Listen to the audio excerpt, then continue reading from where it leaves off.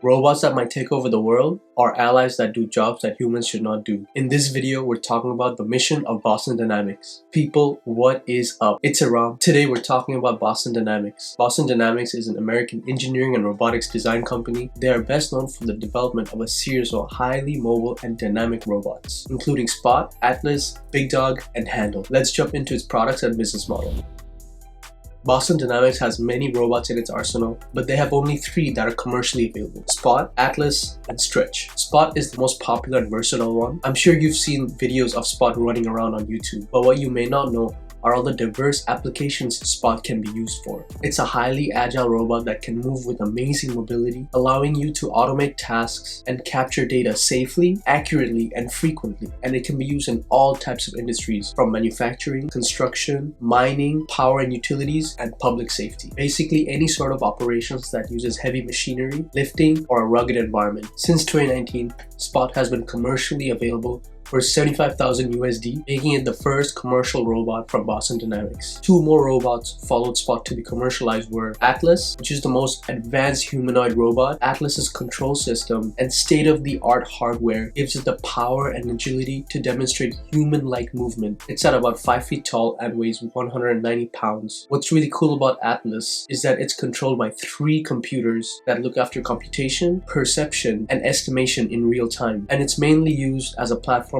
to do research and development. Stretch is a mobile robot that primarily maneuvers containers using a custom vacuum gripper to lift up to 50 pounds. Its main task is to automate the movement of physical goods in warehouses to speed up the supply chain process and free up the workforce to do more complex tasks. Boston Dynamics only sells to industrial clients, enterprises. They don't sell these robots for personal usage. There isn't much public data on how much Atlas and Stretch costs, but if you do want to buy it, you have to go to their website and contact their sales representatives for a quote, reason for purchase, and some other information. For example, DHL is spending $50 million on an entire squadron of robots for their warehouses.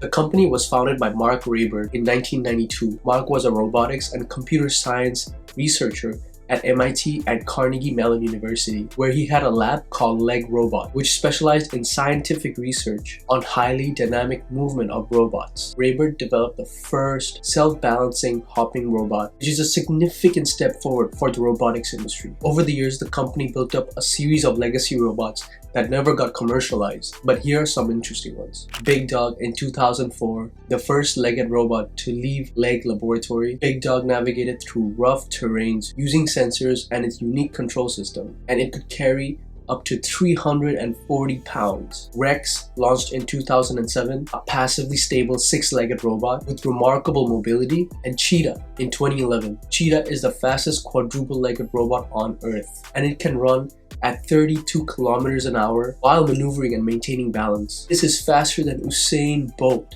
Imagine. In December of 2013, Boston Dynamics got acquired by Google X. On June of 2017, Alphabet announced the sale of the company to Japan's SoftBank Group for an undisclosed sum. And in December of 2020, Hyundai Motor Group acquired 80% stake for approximately $880 million. Robert Plater was also one of the co-founders, and he was the chief operating officer for many years, and now he's serving as the CEO since 2019.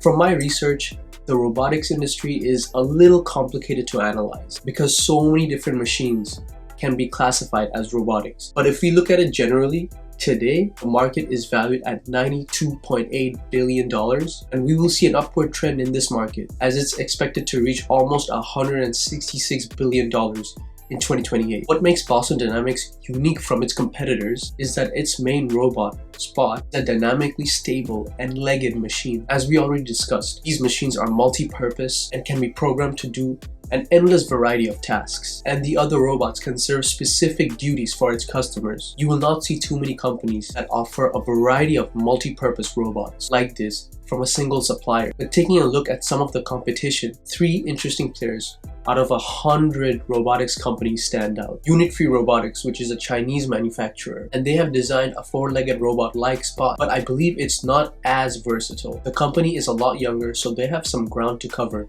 to beat Boston Dynamics, but they do hope to sell their robots for under $10,000. So let's see where this goes. Ghost Robotics, which is an American-based company. They are using 3D printing to manufacture their robots, which significantly significantly reduces cost, but I believe they're focusing on military usage. And then we have Amazon Robotics, which might take over the world, but let's not get into that in this video. One downside of the Boston Dynamics business is that they have been focused on research and development for the better part of 30 years. During this time, they have been funded by very wealthy investors, as making these robots cost a lot of money, and their structure is not extremely profitable, which is why we have seen the ownership change hands a few times over the years, from Google to SoftBank and now Hyundai. Perhaps one thing they can focus on is introducing a mass market general purpose robot at a much lower price so that it can reach new customer segments. They have the best robots, but they need to refine their business model.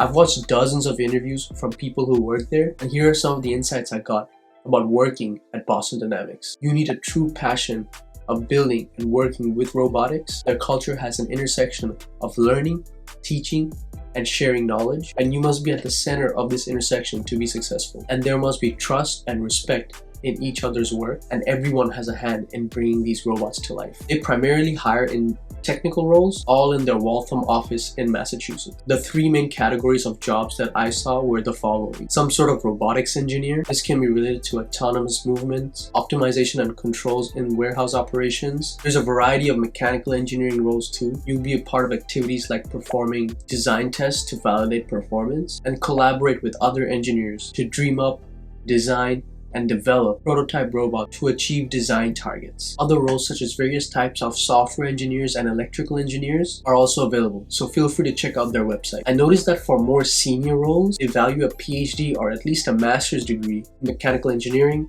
robotics, or computer science for that in-depth knowledge and expertise for building these robots. If you're watching this part, I'd officially like to invite you to the Breakdown Club. Let me know what you think of Boston Dynamics in the comments. Is there anything I missed out, or you know some cool facts that I didn't mention? If you enjoyed, please like this video and subscribe to the channel. And please tell me what other company you want to see me break down. And as always, break it down and keep it simple.